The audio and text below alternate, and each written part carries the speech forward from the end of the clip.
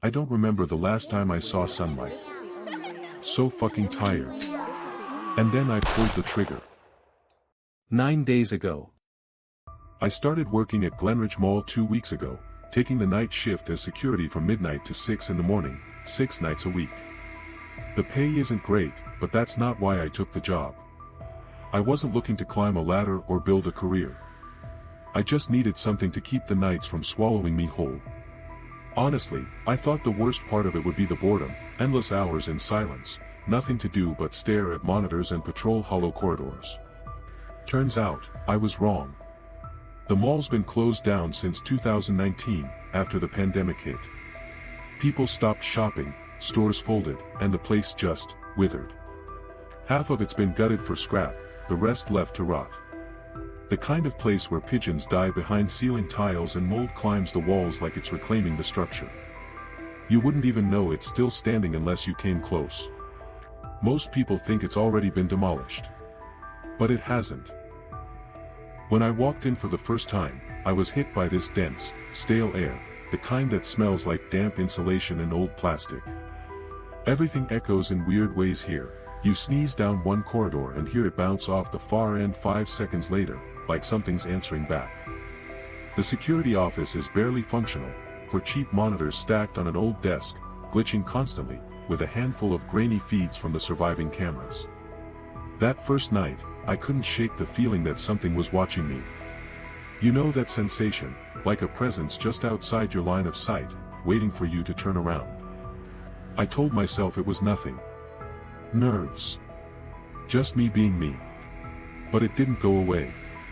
By the third night, the motion sensor near the old food court started going off like clockwork, always around 3 in the morning. Every single time I checked it out, I found nothing, no animals, no wind, just silence. Still, one of the plastic chairs there seemed to move. One night it would be upturned near the fountain, the next, pushed against the shuttered spiral counter like someone had been sitting there, watching. I told myself maybe there was a draft. But there is no draft. The air in that place doesn't move, it just hangs, heavy and waiting. On the 5th night, I saw someone on the monitors. Just a flicker, a tall figure in what looked like a hooded sweatshirt, walking past the darkened storefront of one of the old department stores. I rushed down the hall with my flashlight, my boots hitting the tiles hard, heart racing faster than I'd felt in years. When I got there, it was empty. Totally still. Not even the chair had shifted. I went back and checked the recording frame by frame. In one still, the corridor was empty. In the next, a blurred figure stood mid-step, like it had walked straight out of the wall. Then, gone again. I didn't tell anyone. What was I supposed to say? Hey, there's a glitch ghost in your abandoned mall. They'd either fire me or start asking questions I didn't want to answer. Last night was different. As I passed the main escalator, frozen in place halfway between floors, I heard a voice whisper my name. Not loud, not aggressive, but soft, like wind being dragged through a tunnel. Eli. It was unmistakable. That's me. I froze, breath caught in my throat. Then, again. Louder. Closer. Eli. It came from the direction of the old movie theater, the one boarded up since 2020. No power runs to it. The door's supposed to be sealed. Caution tape still hangs there, sagging and yellowed with time. Except now, the tape was on the floor. Not torn, just dropped, like it had been moved aside on purpose. The door was open. There were no lights inside, no power anywhere near it. But I swear to you, I smelled popcorn. Fresh, warm popcorn.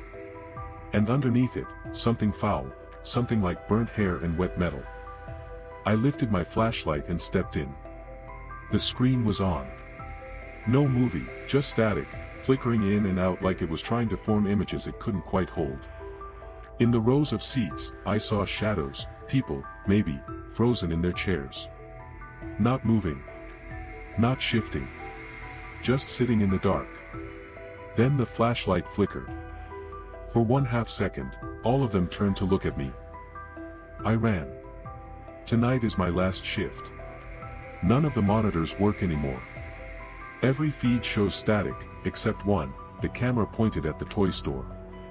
There's a figure there now. Tall. Still. Facing the far wall. It hasn't moved in an hour. I tried to leave. I walked to the front entrance, keycard in hand, only to find the glass doors bricked over from the inside. Like they'd never been doors at all. I'm in the office now. My phone's down to 1%, and I don't think it'll last much longer. The lights died an hour ago. The mall hums like a living thing, and every time I hold my breath, I swear I can hear it breathing in return. Above me, the footsteps have returned. Slower now. He lives between the hours. And mine are almost up.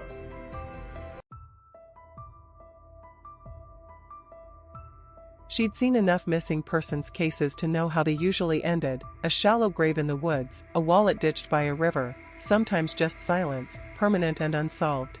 But this one wasn't usual. Leah Hartley stood outside the old Glenridge Mall, staring through her windshield at the boarded glass entrance. The file said the kid's name was Eli Smith, 22, part-time guard, vanished 5 nights ago during a solo night shift. No distress call. No tampered locks. Just never clocked out. The cops had already been through the basics, checked security feeds, walked the perimeter, shrugged, and filed it cold. But Leah didn't like missing endings. Something in her stomach twisted as she stepped out of her car. Not nerves, more like instinct. That low, humming wrongness that made skin crawl before the brain caught up. She unlocked the front doors with a rusted key the property manager had handed her with a warning: power sketchy. Don't stay long. Inside, the air hung still and heavy, like walking into a sealed tomb. The distant whine of a loose ceiling light buzzed down the main corridor, flickering between dull gray and soft amber. Her boots echoed against the tiled floor, and for a mall that had been abandoned for years, it felt freshly dead. No dust. No graffiti. No birds nesting in the beams. Just a frozen moment of commerce, gutted and hollow. The security office was just past the food court, a cluster of silent storefronts with peeling logos and overturned chairs. She found the room exactly where the blueprint said it would be. The chair was still warm. A coffee mug half full sat beside a notebook, spiral-bound, cheap, smudged with graphite and oil. If you hear the humming, don't move one scribbled line read. No context. No signature. Just that. She powered on the CCTV system. A few monitors blinked awake. Most were static. One showed a corridor, her corridor. The one outside this very room. Empty. She looked up. Same corridor. Empty. She looked back at the monitor. Someone was standing there now. Not moving. No features. Just the faint outline of a figure at the far end. She opened the door fast. Nothing. Stepped out. Looked both ways. Silence. Same shadows. No one. Back inside. The monitor showed it still standing there. A little closer. She shut off the screen. The map in her hand didn't make sense anymore. There were junctions in the real mall that didn't exist on paper, a hallway that shouldn't connect to the cinema wing, an escalator that only went down into concrete. She walked through a hallway labeled maintenance, and it looped back into the same food court from a different angle. Something about this place bent time, not with clocks, but with geography. With memory. She called for backup. No signal. Her phone read, no network available. But when she turned it off, then on again, the wallpaper had changed, now a blurry screenshot from a paused security feed. Same corridor. Same shadow. Then she heard it, a soft, low hum, like fluorescent lights caught between dying and staying on, coming from deep inside the cinema wing. Her flashlight pulsed, then dimmed. She should have left then. Should have run. But she walked toward the sound instead, notebook in her jacket, gun still holstered. And somewhere deep in the theater halls, rows of empty velvet seats waited, and not all of them were empty anymore. I don't remember the last time I saw sunlight. It's weird, I know I've only been here a couple nights, maybe 3 at most, but it feels like weeks have passed. Could be longer. I stopped checking the clocks when they started showing different times every time I blinked. 1 minute it's 2:43 a.m., the next it's 11:11. And then sometimes they're just blank. I tried checking my phone but it only shows static, like the screen's trying to broadcast something I'm not supposed to understand. I've been sleeping in the security office, or at least pretending to. I locked the door and pushed the desk up against it, even though I know it won't matter. The walls are thin, and I keep hearing this buzzing sound at night, like electricity crackling through the vents, but it pulses like it's alive, like it's breathing. Last night, I heard someone whispering my name through the intercom. Just my name. Over and over again. Not yelling. Not angry. Just calm, steady, like they've been waiting. I haven't seen anyone in here since the first night. But the mall has a way of making you feel like you're not alone. There's always footsteps in the food court. A shadow in the reflection that doesn't match yours. A mannequin that wasn't facing you before but now it is. The weird part is I've stopped feeling scared. That's what messed me up the most. I'm not scared. I'm just tired. Like I've already given up, and I'm just going through the motions. The cinema's been calling to me. I don't mean that metaphorically. I mean the speakers in the lobby turned on by themselves earlier and started playing the same voice that whispered my name. Only now it said, "You left something behind." And I don't know why, but I believed it. So I went. Seat C12. That's where I sat every time we came here back in high school. I didn't expect anything to actually be there, but there was. My old hoodie.